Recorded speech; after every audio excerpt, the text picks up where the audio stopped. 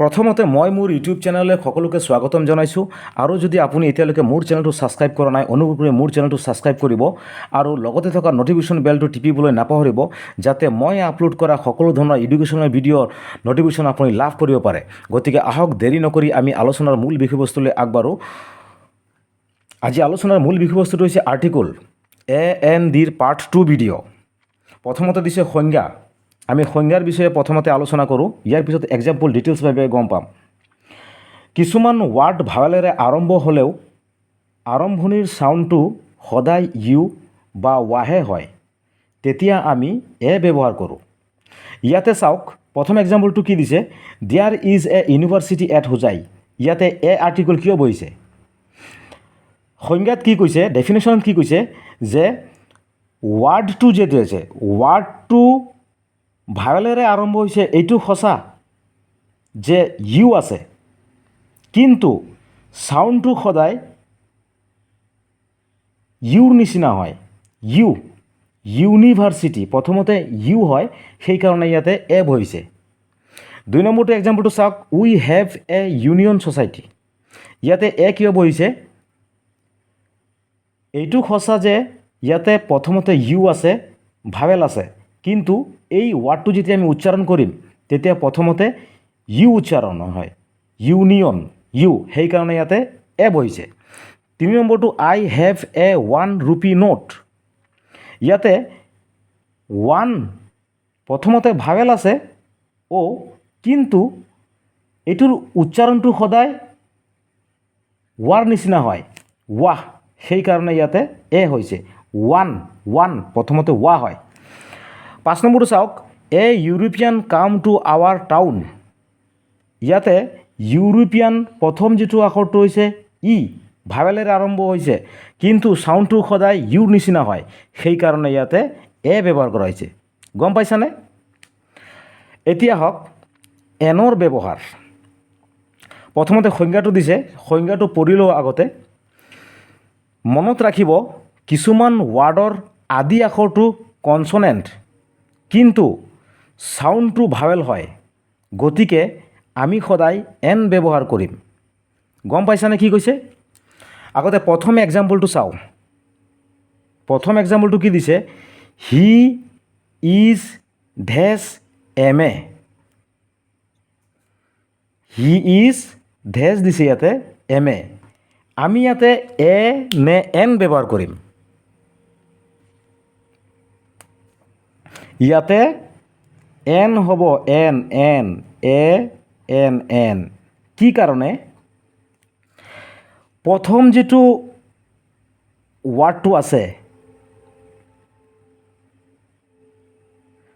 ইয়াতে কৈছে আদি আখৰটো, অৰ্থাৎ এইটো এম উচ্চাৰণ কৰোঁতে প্ৰথমতে ভাৱেল চাউণ্ড আহে,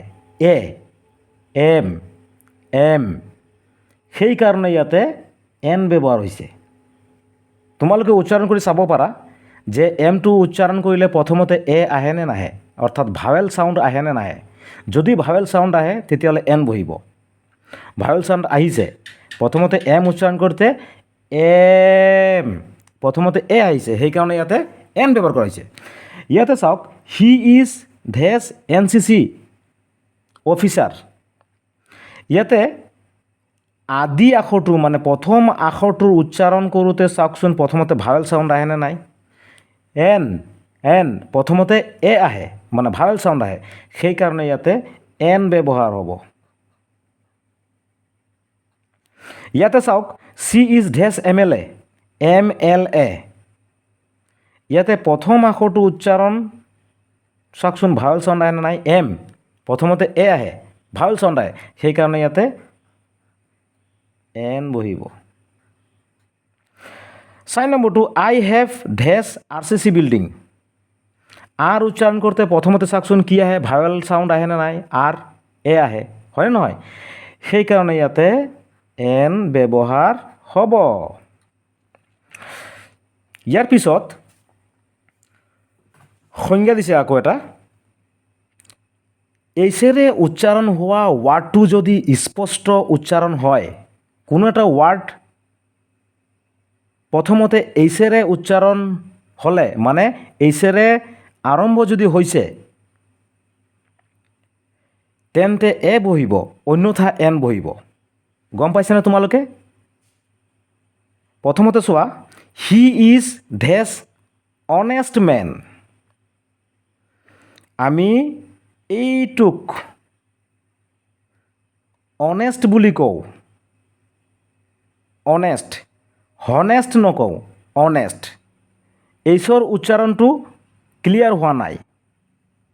আমি সদায় অনেষ্ট কওঁ।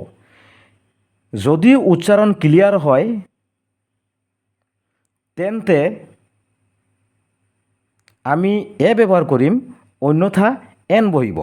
তেতিয়াহ'লে ইয়াতে কি হ'ব? An, an. গম পাইছানে তোমালোকে? নেক্সট 2 নম্বৰটো, he is dash honourable person.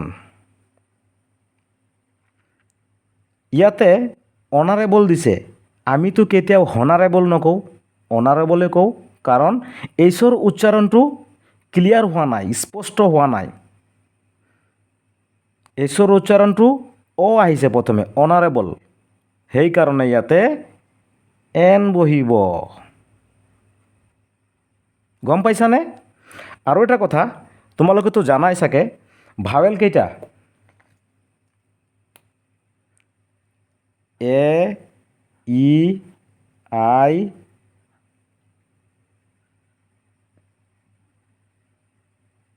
O, U. 5টা ভাৱেল। Thank U.